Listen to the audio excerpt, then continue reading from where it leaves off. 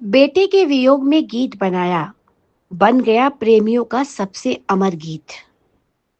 साल 1957 फिल्म जन्म जन्म के फेरे रिलीज हुई। यह म्यूजिकल हिट साबित हुई।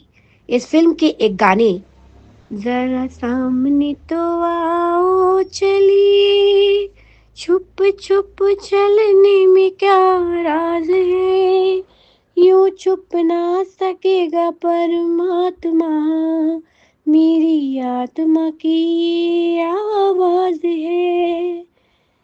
इस गीत ने तो जैसे उस दौर में तहलका मचा दिया। ये गाना इतना सुपर हिट गीत साबित हुआ कि उस साल की बिना का गीत माला का यह नंबर 1 गीत बन गया। इस गाने का अनोखा किस्सा है। इस गाने को लिखा था पंडित भरत व्यास ने। तो हुआ यूं कि पंडित भरत व्यास जी के एक बेटा था, श्याम सुंदर व्यास। श्याम सुंदर बहुत संवेदनशील था। एक दिन भरत जी से किसी बात पर नाराज होकर बेटा श्याम सुंदर घर छोड़कर चला गया। भरत जी ने उसे लाख ढूंढा, रेडियो और अखबार में विज्ञापन दिए, गली गली दीवारों पर पोस्टर चिपकाए, धरती आकाश और पाताल सब एक कर दिया। ज्योतिषियों नजूमियों से पूछा, मजारों गुरुद्वारे चर्च और मंदिरों में मत्था टेका, लेकिन वो नहीं मिला। जमीन खा गई या आसमान निकल गया।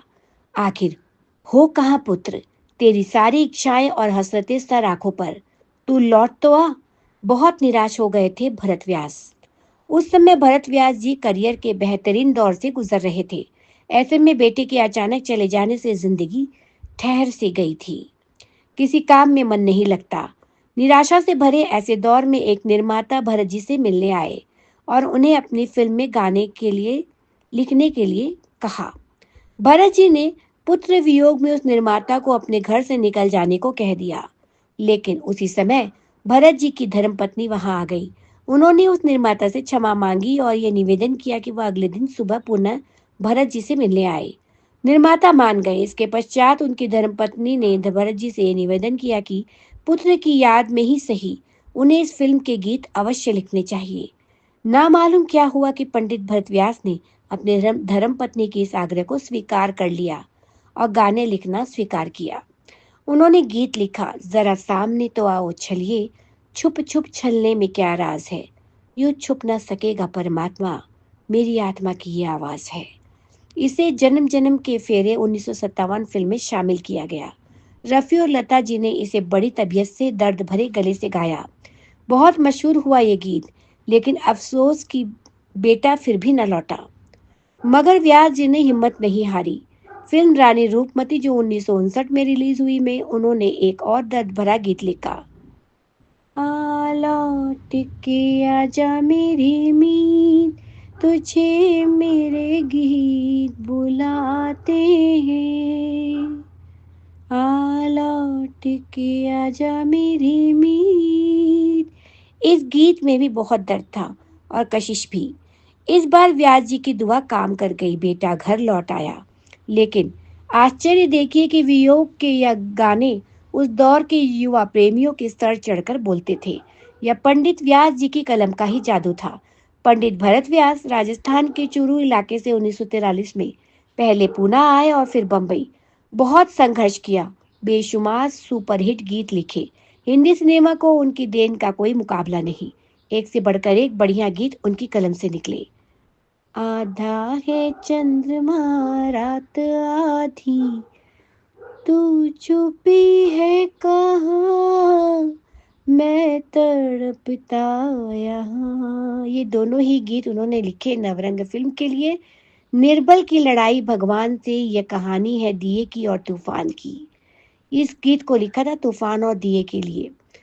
सारंगा तेरी याद में, ये गीत सारंगा फिल्म के लिए लिखा। तुम गगन के चंद्रमा हो, मैं धरा की धूल हूँ, मैं धरा की धूल हूँ। सती सावित्री फिल्म के लिए गीत उन्होंने लिखा था भरत व्यास जी ने। ज्योत से ज्योत जगाते चलो, प्रेम की गंगा बहाते चलो। इस फिल्म का गीत था ये संत ज्ञानेश्वर। फिल्म का हरी भरी वसुंधरा पे नीला नीला ये गगन, ये कौन चित्रकार है, ये कौन चित्रकार है। बूंद जो बन गई मोती फिल्म का ये गीत था। और ए मालिक तेरे बंदे हम, ऐसे हो हमारे करम, नेकी पर चली और बदी से टली, ताकि हंसते हुए निकले दम।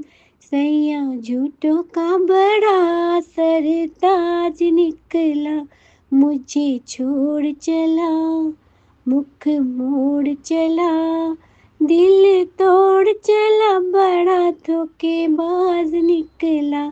दो आंखें 12 हाथ फिल्म का ये गीत था। दीप जल रहा मगर रोशनी कहाँ, अंधेरी नगर नगरी चौपट राजा का ये गीत भी भरत व्यास जी ने लिखा था। दिल का खिलौना हाय टूट गया, कोई लुटेरा के लूट गया है, कोई लुटेरा के लूट गया है। कह दो कोई ना करे यहाँ प्यार, तेरे सुर और मेरे गीत दोनों मिलकर बनेगी प्रीत। गूंज उठी शहनाई की ये गीत थे जो कि सुपर डुपर हिट हुए थे। कैद में है बुलबुल सैयाद मुस्कुराए, कहा भी न जाए चुप रहा भी न जाए, बेदर्द जमाना क्या जाने फिल्म का ये गीत था। तो ये अमर नगमे आज भी गुनगुनाए जाते हैं दोस्तों। गोल्डन इसके शौकीनों के एल्बम इन गानों के बिना अधूरे हैं, गोल्डन इरा के। व्यास जी का ये गीत ए मालिक तेरे बंदे हम महाराष्ट्र के कई स्कूलों में सालों तक सुबह की प्रार्थना सभाओं का गीत बना रहा। 50 का दशक भारत व्यास के फिल्मी जीवन का सर्वश्रेष्ठ दौर था। आज ये सारी बातें इसलिए की जा रही है क्योंकि 5 जुलाई को भरत व्यास जी का की जो है पुण्यतिथि है। पंडित भरत व्यास जी का जन्म 6 जनवरी 1918 को बीकानेर में हुआ था। वे जाति से पुचकरना ब्राह्मण थे। वे मूल रूप से चूरू के थे। बचपन से ही इनमें कवि प्रतिभा देखने लगी थी।